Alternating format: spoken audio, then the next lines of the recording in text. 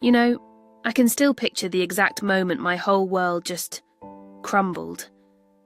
It wasn't some dramatic scene, no shouting or anything, just a quiet little buzz, a notification on my husband David's phone while he was in the shower.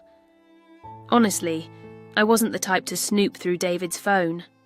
We'd been married for 15 years, and I thought that had built a rock-solid trust between us. But that evening, something just felt wrong. David had been distant for months, you know. All the usual signs I desperately didn't want to see. Working. Late constantly, sudden business trips on weekends, even starting to care more about how he looked. His phone lit up on the dresser in our bedroom. It was a text preview from his assistant. Reservation confirmed at the Grand Bistro for Friday 8 p.m. Emily will be thrilled with the corner booth. I shouldn't have touched his phone. I knew it. But this primal instinct just took over, that gut feeling that tells you your life is about to fundamentally change. My fingers moved before I even consciously decided, typing in his passcode, our anniversary date of all things. The irony kills me, and what I found. Oh God. It wasn't just a text about dinner.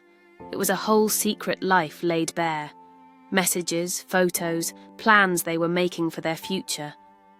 Her name was Emily. She worked in the marketing department at his law firm. Younger, of course.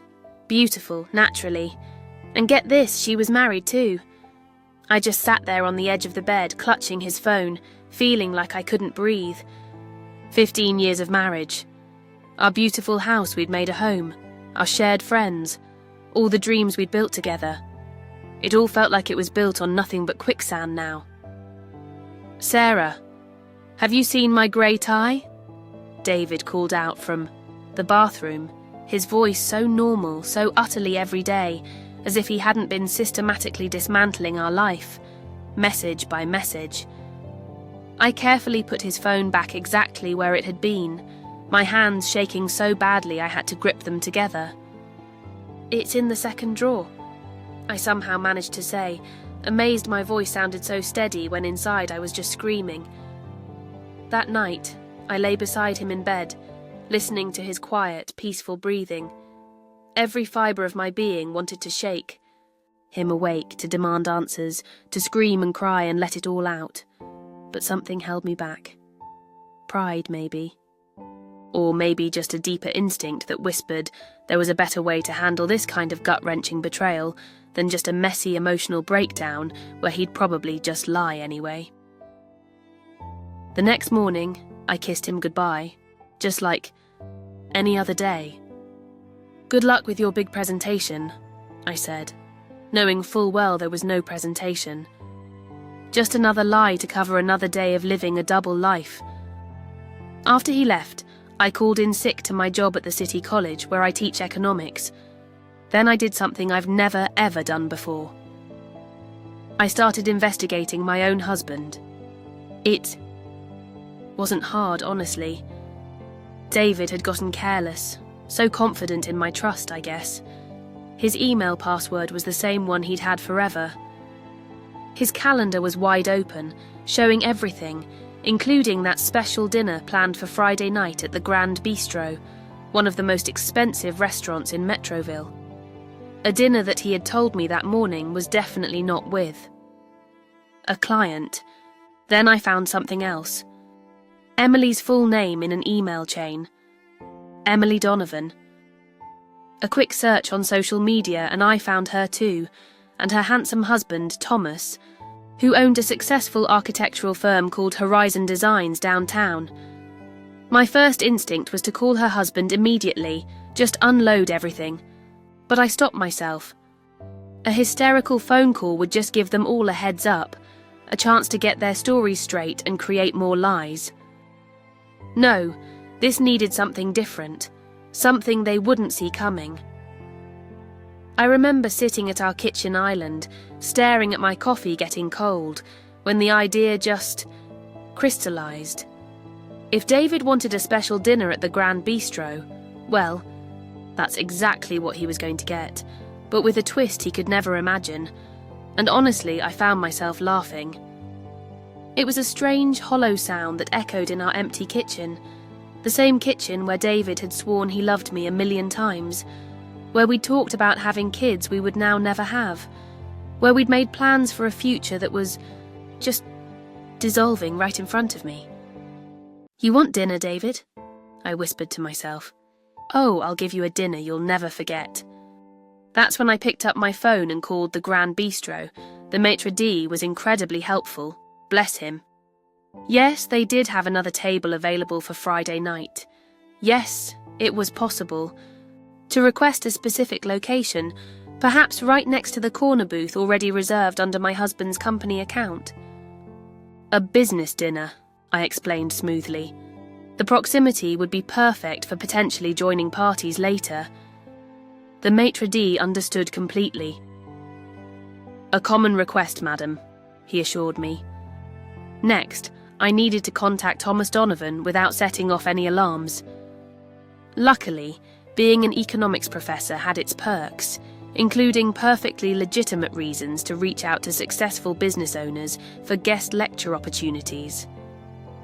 I crafted a perfectly professional email about the college's executive speaker series, mentioning that his innovative approach to sustainable design would be invaluable for our graduate students, and perhaps we could discuss the opportunity over dinner.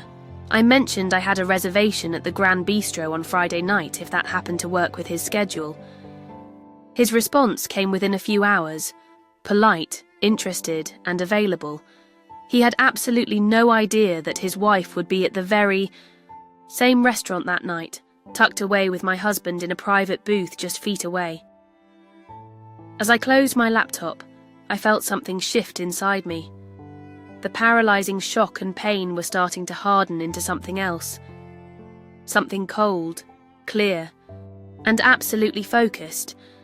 For 15 years, I had been the picture of the perfect wife, supportive, understanding, patient.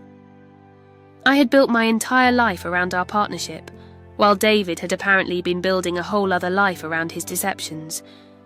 Friday night was going to change everything for all of us. The 3 days leading up to Friday were the longest of my life.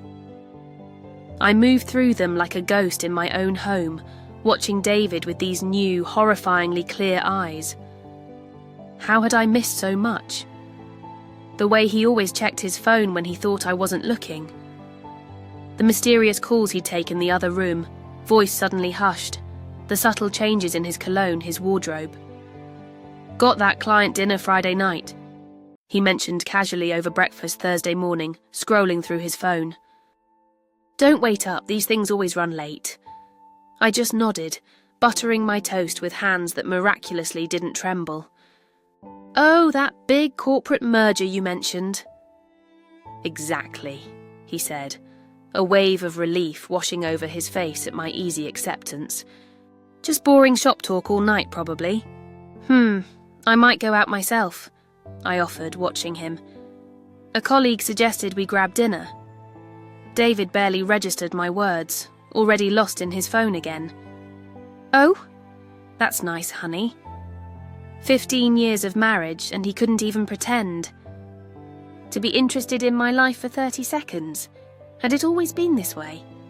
Or had I been so determined to maintain the image of our perfect life that I'd just conveniently edited out his indifference? That evening, I found myself standing in our walk-in closet, staring at my reflection. At 42, I knew I was still attractive. My dark hair had few greys. My figure was trim from years of disciplined workouts. But I wasn't Emily, with her 28 years and seemingly effortless beauty. I touched the fine lines around my eyes, a fleeting thought wondering if this was why David had strayed. No. I stopped that thought cold. This wasn't about me aging, or any flaw in me. This was about David's selfishness, his sense of entitlement, his complete disregard for the vows we'd made. I had given him everything, supported his career while building my own, moved across the country 3 times for his promotions, stood by him through his father's long illness, forgiven the small betrayals that now felt like giant flashing warning signs in hindsight. The late nights, the forgotten anniversaries, the emotional distance whenever I needed him most. Friday arrived with a strange sense of calm. I dressed carefully for my business dinner, a classic navy blue sheath dress, professional but flattering. The pearl earrings David had given me for our 10th anniversary, and the red-soled heels I rarely wore because he'd once commented they made me look like I was trying too hard. I even left work early to get my hair done, a subtle change, softer waves framing my face. The stylist commented on how peaceful I seemed, if she only knew the storm raging inside me. At home, I packed a small overnight bag and tucked it in, my car trunk. Whatever happened tonight, I wasn't going to sleep under the same roof as David. Then I drove to the Grand Bistro, arriving about half an hour before my reservation. The maitre d' recognised me from our phone call. With a sort of discreet, almost conspiratorial courtesy, he showed me to my table, perfectly positioned with clear sightlines to the corner booth where David would soon be sitting with Emily. From where they'd be, they wouldn't immediately spot me unless they were specifically scanning the restaurant. "Your other party has already called to confirm he's on his way, madam," the maitre d' informed me.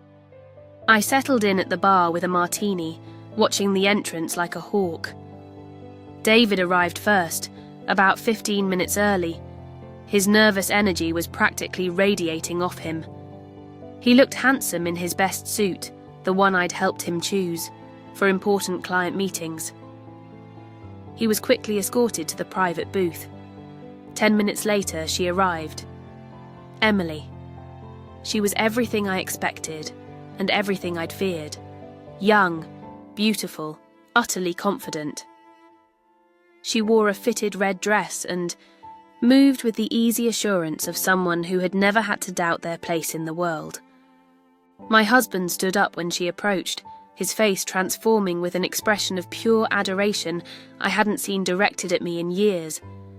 Something inside me just shattered as I watched him take her hands, lean in for a lingering kiss. It wasn't just the betrayal anymore. It was the sheer, unadulterated happiness on his face, the absolute contentment he seemed to find with her. He looked alive in a way he hadn't with me in a very, very long time.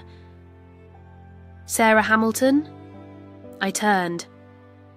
Thomas Donovan was standing beside me. He looked to be in his early 40s, with the solid, dependable, kind good looks of a man comfortable in his own skin. Dark hair with distinguished touches of grey at the temples, kind eyes, a genuine smile that didn't quite reach his eyes tonight. I noticed. "Mr. Donovan," I managed, offering my hand. "Thank you so much for agreeing to meet on such short notice. Please, call me Thomas." His handshake was warm and firm. "And the pleasure is mine.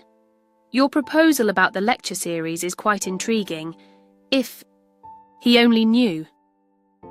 The maitre d' appeared to escort us to our table, the one with the perfect view of my husband and Thomas's wife, now cosily nestled in their corner booth, hands intertwined on the table between them.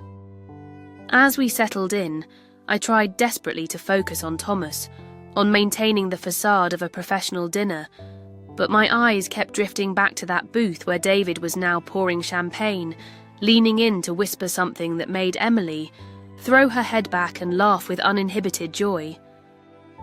"So, tell me about this executive series," Thomas said, unfolding his napkin, pulling my attention back. "The architecture-economics intersection is genuinely fascinating."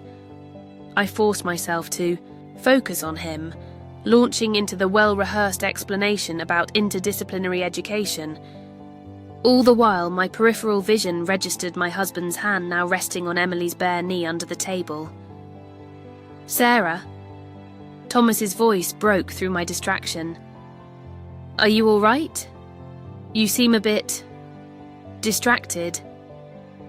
"I'm fine," I said quickly, reaching for my water glass, trying to steady myself. "Just a bit tired." End of semester pressure, you know how it is. Thomas nodded sympathetically, then began telling me about his latest project, a sustainable apartment complex he was working on downtown. He was passionate, intelligent, and completely unaware that his wife was sitting maybe 20 feet away, now feeding my husband a bite of her appetizer with a fork. "Sorry, I've been talking too much," he said with a self-deprecating smile. "Tell me about your work." As I started to explain my research focus on urban development, I noticed Emily excuse herself from the table. Bathroom break, no doubt. This was it. This was my chance. "Would you excuse me for a moment?" I asked Thomas, who politely stood as I rose. I wasn't entirely sure what I planned to do, but my feet carried me directly into the path of Emily as she was returning from the ladies' room. The moment our eyes met, recognition flickered across her face. She must have seen photos of me in David's office, or maybe on his phone. "You're David's wife," she said, her voice barely a whisper, her eyes wide with panic. "And you're Thomas's," I replied, tilting my head almost imperceptibly toward our table, where Thomas sat with his back to us, the colour drained from her perfect face. Looking back now, I realise I'd been preparing for this confrontation since the second I saw that text on David's phone. But what happened next wasn't something I could have ever scripted. "Please," Emily whispered, her eyes darting frantically between me and the oblivious Thomas at our table. "Not here." "Why not here?" I asked, my voice remarkably steady, calm. "Isn't this the perfect setting? The beautiful restaurant, the romantic lighting. You've clearly been enjoying it." Emily's perfectly manicured hand reached out, her fingers closing around my arm. "Sarah, I can explain. Can you?" I gently removed her hand. "Can you explain why you're having an affair with my husband? Can you explain why you're betraying that man over there who has absolutely no idea what's happening right now?"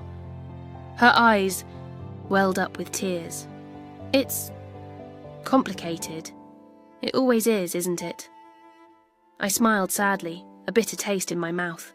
Love, marriage, loyalty, such wonderfully complicated concepts. Behind Emily, I could see David had finally noticed our interaction. The colour had drained from his face too, and he was half risen from the booth, caught between approaching and making a run for it. "What do you want?" Emily asked, a tremor in her voice. That question actually caught me off guard. What did I want? Revenge, justice, to hurt them as badly as they'd hurt me? "I want honesty," I said finally. "Something that's been missing from my marriage for far, far longer than I realised." I glanced back at Thomas, who was now looking our way with a puzzled expression. "Your husband seems like a good man, Emily. Does he deserve this?" Emily's face crumpled completely. "No," she whispered, tears streaming down her cheeks. "He doesn't." "Neither did I replied softly. Just then, David appeared behind Emily, his face a mask of utter panic. "Sarah, what are you doing here?" "Having dinner," I said simply, my gaze fixed on his.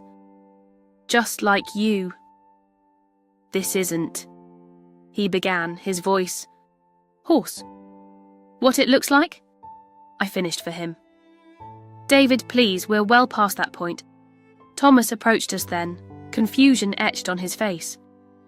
"Sarah, is everything all right? Do you know these people?" The moment hung suspended in time. I could see David silently pleading with me, Emily frozen in terror beside him. I held all the power in that instant, the power to create a scene, to expose them publicly, to watch their carefully constructed deception shatter spectacularly. But something else had solidified inside me during those 3 agonizing days, a realization that the most devastating response wasn't a public meltdown. It was something else entirely, something cold and controlled. "Thomas," I said calmly, turning to face him fully. "I'd like you to meet my husband, David Hamilton." The confusion on Thomas's face deepened. Then his eyes shifted to Emily, standing pale and trembling beside David. "And I believe you already know Emily," I added softly. The comprehension that dawned on Thomas's face was heartbreaking to witness, confusion giving way to disbelief, then to a devastating, gut-wrenching understanding. Emily. His voice cracked on her name. She couldn't meet his eyes. "Thomas, I'm sorry." "How long?" he asked her, his voice hollow, empty. No one answered. The silence in that moment was answer enough. I'd imagined this moment so many times in my head over the past few days. I'd expected to feel a surge of satisfaction from their exposure, from watching their comfortable little lie explode in their faces. Instead, I felt a profound, deep sadness. Witnessing Thomas's pain was like looking in a mirror at my own.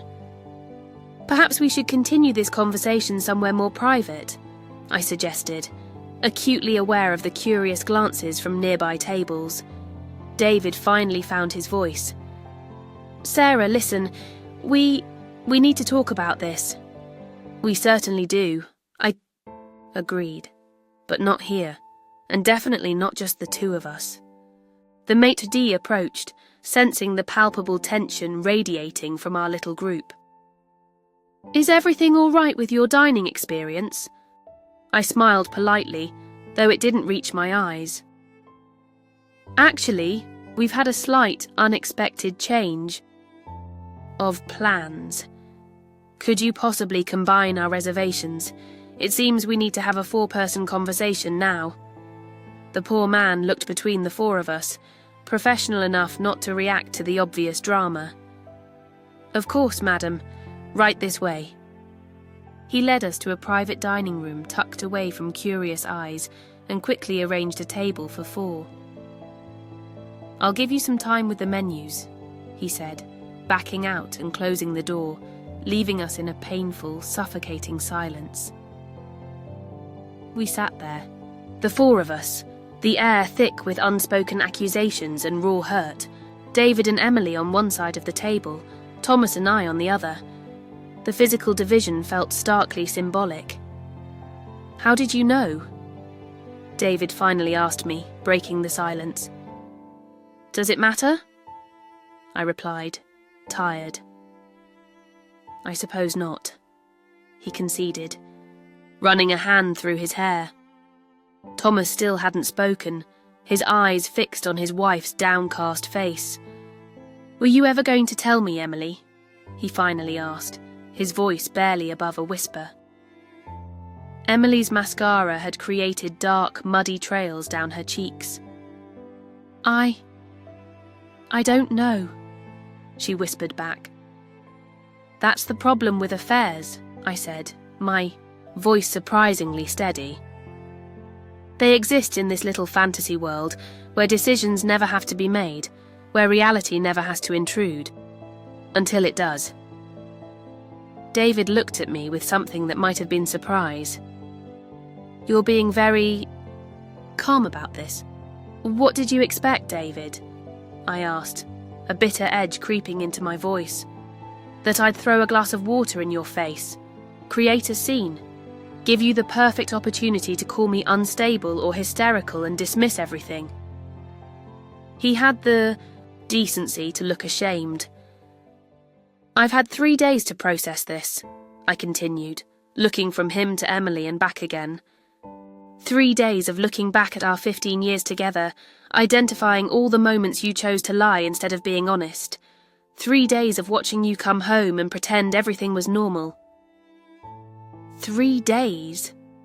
Emily's head snapped up, eyes wide again. "You've known for 3 days and planned this ambush?" I turned to her. "Yes. And you know what the most interesting part is? In those 3 days, neither of you noticed a single thing was different. David, you came home every night, kissed..." Me on the cheek, asked about my day without really listening to the answer, just like always. You looked me in the eyes and told me about your client dinner tonight without a single flicker of guilt. I didn't want to hurt you, Sarah, David said weakly. Thomas let out a harsh, bitter laugh. Oh, that's rich. You didn't want to hurt her while you were sleeping with my wife? The waiter knocked and entered with water and bread, retreating quickly. When he sensed the absolute tension in the room, I had planned this confrontation meticulously, reserved the table, invited Thomas, timed everything perfectly. But I hadn't anticipated how it would feel when the moment actually arrived. The crushing weight of all those lies, the gut-punching reality that my marriage had been a facade for much, much longer than I'd ever wanted to admit. What happens? Now? Emily asked, her voice small, broken. I reached into my purse and pulled out a room key. I've booked a room at the Paramount Suites across the street, I clarified. For myself. I'm not sleeping in our bed tonight, David. He looked, stricken. Sarah, no, please, I cut him off. I'm not finished. For 15 years I've been the understanding wife, the supportive partner. I rearranged my career for your promotions. I forgave your absences. I believed every single excuse. That ends tonight. I placed the key on the table between us and stood up. Thomas, I'm truly, truly sorry about how you had to find out about all this. You deserved better. Thomas just nodded, still looking completely shell-shocked, processing his new reality. David, I continued, looking down at the man I had loved for so long. I'll be at my sister's for the weekend. When I come home Monday, I expect you to. Be gone. Take what you need for now. We can figure out the rest later. You're throwing me out? He asked, disbelief lacing his voice. No, David, I said softly but firmly. You threw yourself out the moment you decided our marriage vows were optional. I turned to Emily. He's all yours now, Emily. No more sneaking around, no more thrill of the forbidden, just the reality of a man who betrays his commitments when they become inconvenient. With that, I walked towards the door, my hand on the handle. I paused. Oh, and dinner's on David's company credit card, by the way. You both seem familiar with the arrangement. I walked out of the Grand Bistro, with my head held high, past my car in the valet line, and crossed the street to the Paramount Suites. Only when I reached my room, a luxury king with a view of Metroville I'd splurged on, did I finally allow myself to cry. Not delicate tears, not quiet weeping, but gut-wrenching, body-shaking sobs that seemed to come from some deep, dark place inside me. I cried for the marriage I thought I had, for the 15 years of memories now completely tainted. For the future I'd planned with a man who had been living a double life right beside me. I don't know how long I sat on the floor, my back against the bed, just letting out years of suppressed pain and disappointment. Eventually, the storm passed, leaving me feeling utterly empty, but also strangely clearer. A soft knock on the door startled me. I checked the peephole, half expecting David, ready to tell him to just leave. Instead, I found Thomas Donovan standing in the hallway, looking as shattered as I felt. I opened the door a crack. Michael, I'm sorry to intrude, he said, his voice rough with emotion. I couldn't go home. I didn't know where else to go. I hesitated for just a second, then opened the door wider.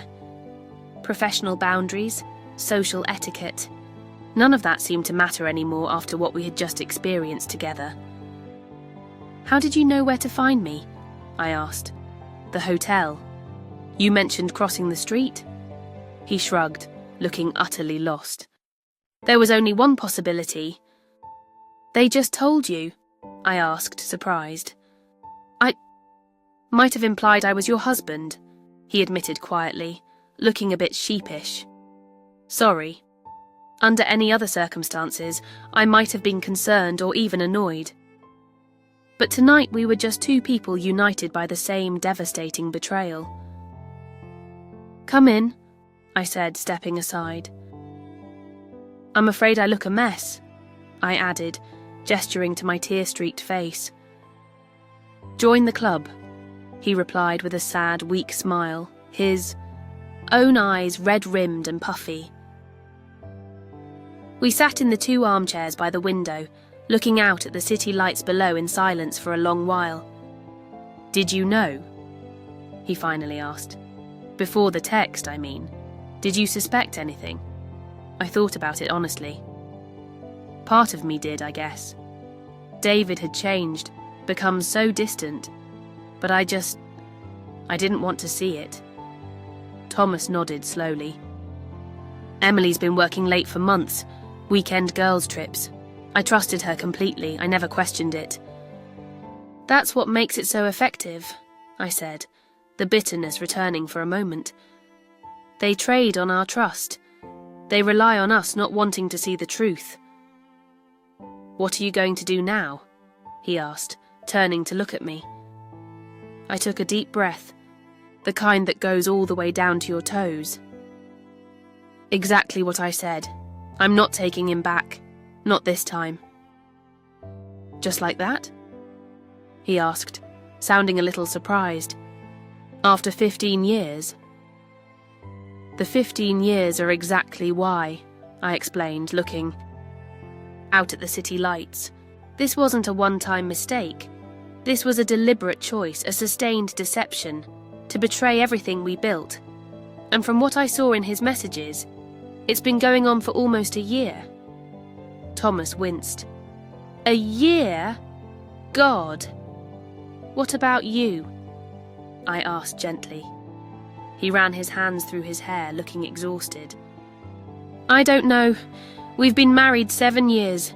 No kids, thankfully. But still, you don't have to decide tonight." He trailed off. "No," I agreed.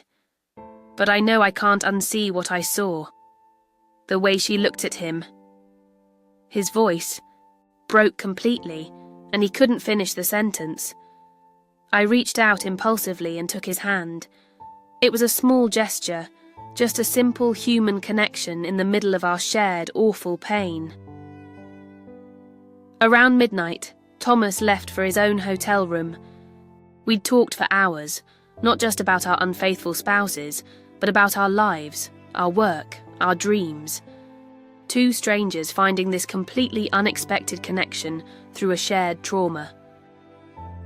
The next morning, I woke up to frantic knocking on the door. David stood there unshaven, still in last night's clothes, looking utterly desperate. "Sarah, please," he begged, his voice raw.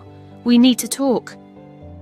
I let him in, keeping a careful distance between us.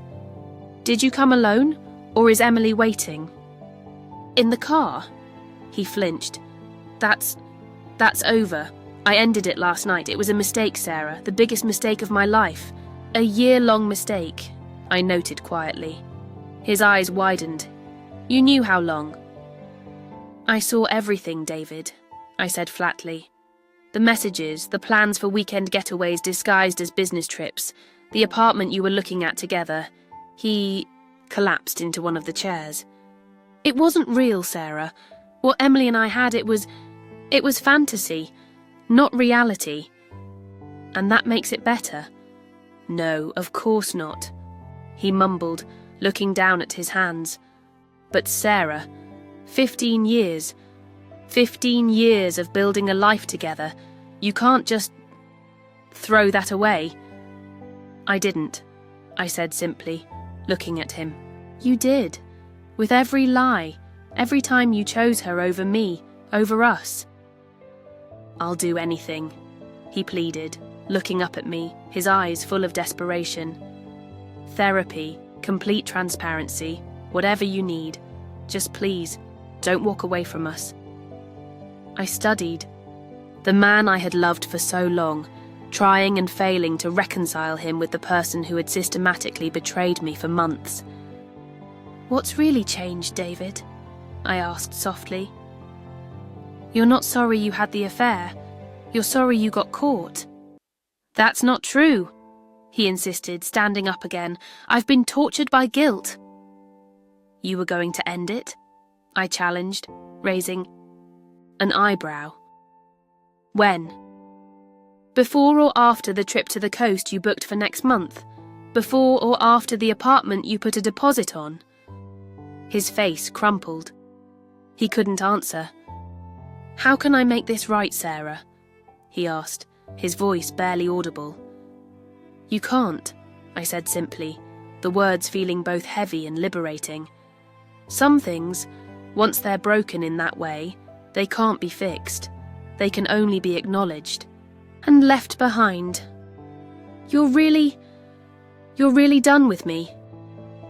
Disbelief coloured his voice. "Just like that?" "No, David. Not just like that.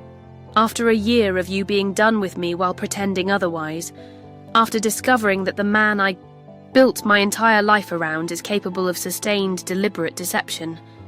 No, it's not just like that. It's after all of that." He tried another tactic. "What about our friends, our families, the embarrassment of a divorce?" Embarrassment? I cut him off, a sudden surge of righteous anger filling me. "That's what you're worried about? Your reputation?" "Our reputation," he corrected quickly. "We've built a life together. People respect us, look up to us." I laughed again, that same hollow, strange sound. "Well, I've already taken care of that, David." The colour drained from his face again. "You didn't." "I did," I confirmed, my voice steady. "I called your mother this morning, and your sister, and our friends Mark and Lisa. I told them exactly why I'm leaving you." "You had no right," he exploded, his voice rising. "No right to tell the truth?" I countered, standing my ground. "I spent years helping you build that perfect image, David. I am not going to be the villain in your story now." He stood abruptly, shaking his head. "This isn't over, Sarah. You're upset. You're not thinking clearly." "Actually," I said, looking him directly in the eye, "I'm thinking more clearly than I have in years. The locks on the house will be changed. By Monday morning. Take what you need this weekend. We can figure out the financial details later." "You can't just kick me out of my own home." "Our home," I corrected. "The one I designed. The one whose mortgage I've paid half of for 15 years. Yes, David, I can. And I am." David's phone buzzed on the side table. He glanced at it, then quickly away. "Is that Emily?" I asked, watching him. "Missing you already?" His silence was answer enough. "Go," I said, feeling suddenly tired again, but resolute. "She needs you more than I do right now." After he left, I sat alone in my hotel room, expecting to feel completely broken, empty. Instead, I felt something unexpected. Relief. Like I had finally put down a heavy, crushing burden I hadn't even fully realised I'd been carrying. My phone rang. It was Thomas. "Hey," he said when I answered. "I just wanted to check on you. How are you holding up?" "Better than expected, honestly," I admitted. David came by. "Emily's been calling non-stop," he said, sighing. I haven't answered. "What will you do?" I asked. He sighed again, a deep, weary sound. "I think I've known the answer since last night, Sarah. I deserve better than someone who can systematically lie to my face for so long." "Yes," I agreed softly. "You do? Have you had breakfast?" he asked suddenly, changing the subject. I could really use a friendly face this morning. I looked at my reflection in the mirror. My eyes were puffy from crying, but they looked clearer somehow, unburdened. "Breakfast sounds perfect, Thomas," I said. The weeks that followed were a blur of lawyers, mediators, and the painful, clinical division of a shared life. David didn't go quietly, alternating between desperate pleas for reconciliation and bitter accusations that I was overreacting to one mistake. But I held firm, supported by a quiet strength I hadn't known I possessed. Emily moved away within a month or so, unable to face the social fallout in our interconnected community. According to mutual friends, David tried to continue things with her for a little while, but I guess the fantasy had just completely crumbled under the weight of reality and consequences. Thomas and I continued to meet, first as a sort of support system through our parallel divorces, then just as genuine friends. We understood each other's pain in a way no one else could. We'd gone through the same shock, the same dismantling of our lives, the same slow process of picking up the pieces. "I never properly thanked you, Sarah," Thomas said one evening, maybe 6 months after that fateful dinner at the Grand Bistro. We were walking along the riverfront downtown, the summer sunset painting the water. "Gold, for what?" I asked, a little surprised. "For having the courage to expose the truth," he said, looking out at the water. "For not looking the other way. For just doing it." I thought about that for a moment. I didn't feel courageous at the time, Thomas. I just felt desperate, and maybe a little bit insane. "Whatever you felt," he insisted gently, turning to me, "you saved me from years of deception. If it weren't for you, I might still be living that lie." It was strange how life's most painful, shattering moments could sometimes lead to the most unexpected gifts. Through the dissolution of my marriage, I'd discovered my own resilience. I'd rebuilt my self-respect. I'd learned who my true friends were, the ones who stood by me without judgment. And I had found Thomas, not as a replacement for what I'd lost, but as something entirely new and genuinely good. "Are you happy, Sarah?" he asked, as we paused to watch a boat sail past, its lights twinkling on the water. "Not always," I answered, honestly. "Some days I still mourn what I thought I had, the future I planned." He nodded, understanding completely. "Me too. But mostly," I continued, a small, genuine smile finally finding its way to my face, "I'm grateful for the truth. Painful as it was, I'm grateful for the chance to rebuild my life on something real, instead of just comfortable illusions." "To truth, then," he said, taking my hand gently in his as we started walking again. I thought about the Sarah from a year ago, so certain of her place in the world, so utterly blind to the reality of her marriage. I thought about the Sarah who had sat in that hotel room sobbing, truly believing her life was effectively over. "You know what I learnt from all this?" I said, squeezing his hand. "We're stronger than we think. When everything falls apart, we don't fall apart with it." Thomas squeezed my hand back. "No," he agreed softly. "We definitely don't. 1 year after that night at the Grand Bistro, I ran into David at a colleague's retirement party. He looked older, tired. The easy confidence he used to carry seemed diminished. We exchanged awkward pleasantries for a moment before he pulled me aside, away from the crowd. "I never properly apologized," he said quietly, looking down at his hands. "Not really. I was too busy trying to save myself." "And now?" I asked, my voice neutral.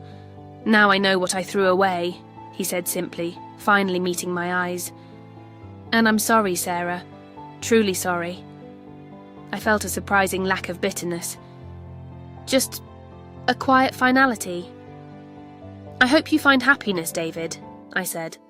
"You seem to have found yours," he noted, glancing across the room where Thomas was chatting easily with some of my faculty members. "I'm building something new," I corrected, a genuine smile touching my lips this time. "Day by day. Later, as Thomas and I walked home under a canopy of stars. I reflected on the strange, painful journey that had brought us together. The hurt that had to be endured, the facades that had to crumble. "What are you thinking about?"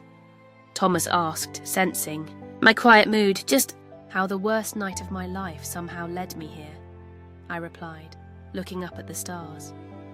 "How sometimes we need to lose everything to find what we really needed all along." He stopped walking and turned to face me, his eyes reflecting the streetlights, warm and steady. "I'm glad you reserved that table next to theirs," he said with a small, knowing smile. "So am I," I whispered, leaning my head on his shoulder. Sometimes betrayal isn't the end of your story. Sometimes it's just the painful, messy beginning of a better one. Share your thoughts below, and don't forget to follow the channel for more deep and meaningful stories.